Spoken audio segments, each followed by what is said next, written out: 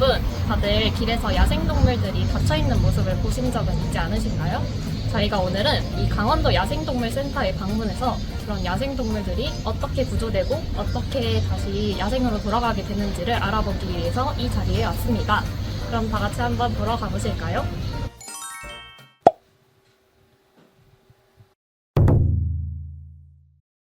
강원 야생센터에 주로 구조되는 야생동물에는 어떤 종류가 있는지 설명해 주세요. 포유류 같은 경우에는 뭐 세종을 고르라고 하면은 아무래도 고라니, 너구리, 노루 이런 세종이 제일 많이 구조되는 세종이라고 볼 수 있을 것 같고요. 조류 같은 경우에는 사실 이거 답변이 조금 애매한 게 매년 한 100여 종 정도 구조가 되는데 어떤 해에는 뭐 흰병검동어리 많이 구조되는 경우도 있고 어떤 해는 황조롱이가 많이 들어온 경우도 있고 해서 통계적으로 얘가 많이 들어옵니다. 세종이 그렇게 말하기는 조금 애매할 것 같아요. 그렇다면 구조가 필요한 동물과 불필요한 동물을 구분하는 방법에는 무엇이 있을까요? 사실 야생동물들이 사람을 기본적으로 다 두려워하기 때문에 눈에 띈다는 것 자체가 좀 이상신호기는 해요. 그 멀쩡한 애들 같은 경우에는 먹이를 구하기 위해 어쩔 수 없이 내려가가지고 배회하는 걸 발견할 수 있는데 뭐 사람 눈앞에 있는데 도망 못 가고 가만히 웅크리고 있거나 뭐 쓰러져 있거나 출혈이 있거나 그런 경우는 대다수가 구조 대상 동물이라고 볼 수 있을 것 같은데요. 근데 사람들의 오인 신고하는 경우가 제일 많은 게 그 미아라는 이름의 납치라고 볼 수 있겠죠.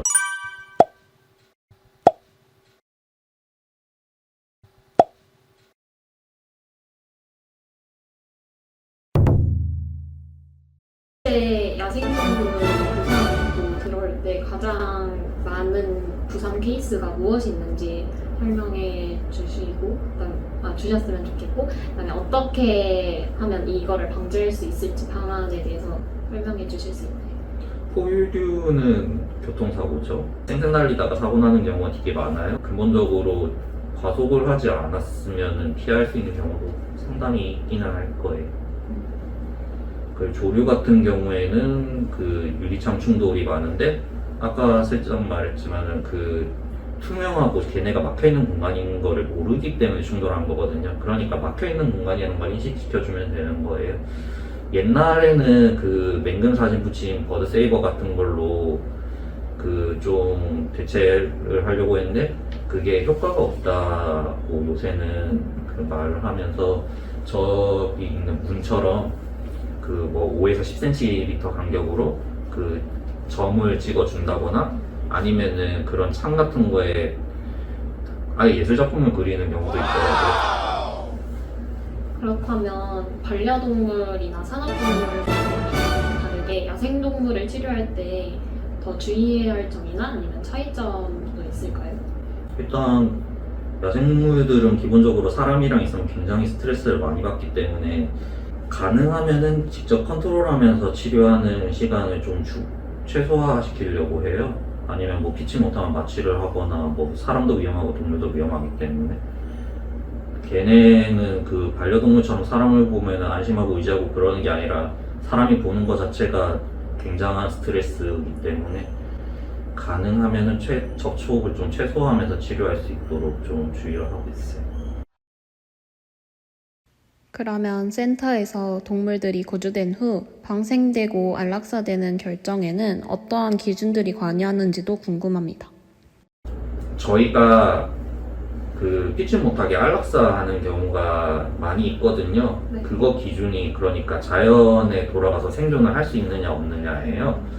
방생도 그거랑 비슷한 맥락이죠. 그 자연에 돌아가서 얘네가 먹이 활동이나 아니면 은신이라던가 사냥이라던가 그런 거를 정상적으로 할 수 있다고 판단이 되면은 그때 방생을 하는 거고 그 애초에 생존 자체가 불가능하다 하면 안락사를 하는 거고 요는 얘네가 스스로 자연에 나갔을 때 생존할 수 있는가. 그러면 구조된 야생동물을 구조자가 키우는 건 잘못된 일인 거죠? 일단 야생동물 사육하는 것 자체가 다 불법이고요. 임시보호 같은 경우에는 뭐 피치 못하게 좀 보호하시다가 근데 보통은 그래도 잠깐 데려왔다가 그날 중에 좀 데려가 달라. 그러면 신고자가 야생동물을 구조를 할 당시에 어귀나 아니면 물을 구별을 하는 경우도 많다고 들었는데 이게 괜찮은 행동일까요? 저희는 가급적이면은 그냥 먹이나 물을 주지 마시고 그냥 어둡고 조용하고 좀 안전한 곳에, 예를 들면 박스에 수건을 깔고 뚜껑 덮은 채로 조용한데 그렇게 보호만 해주시라고 하고 있어요.